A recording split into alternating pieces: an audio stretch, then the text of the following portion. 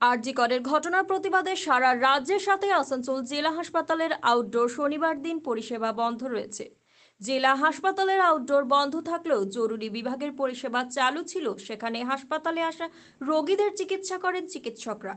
আউটডোরে ডাক্তার দেখাতে এসে ফিরে যেতে হচ্ছে রোগীদের।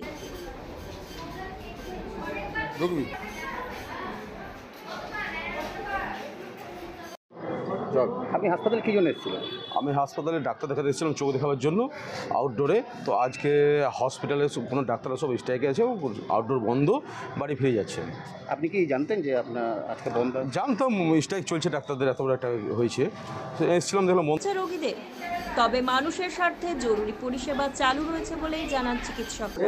আইএমএর থেকে আমাদের আউটডোর বন্ধ রাখার সিদ্ধান্ত হয়েছে, তাই আউটডোর বন্ধ আছে, কিন্তু আমরা ইমার্জেন্সি পরিষেবা চালু আছে। আমরা সকাল থেকেই সমস্ত পেশেন্টদের দেখছি এবং তাদের যেরকম পরিষেবা দেওয়ার সেরকম পরিষেবা আমরা দিচ্ছি।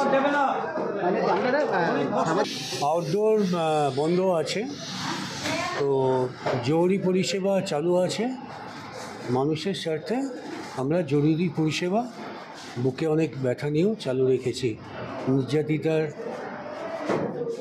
নির্যাতিতার পক্ষে দাঁড়িয়ে, পাশে দাঁড়িয়ে, তার প্রতিবাদের সামিল হয়ে আমরা মানুষের কাছ থেকে দূরে সরে যাইনি। মানুষের পাশে দাঁড়িয়ে মানুষের ন্যূনতম যে জরুরি পরিষেবা সেটা আমরা বজায় রাখতে কাজ করছি।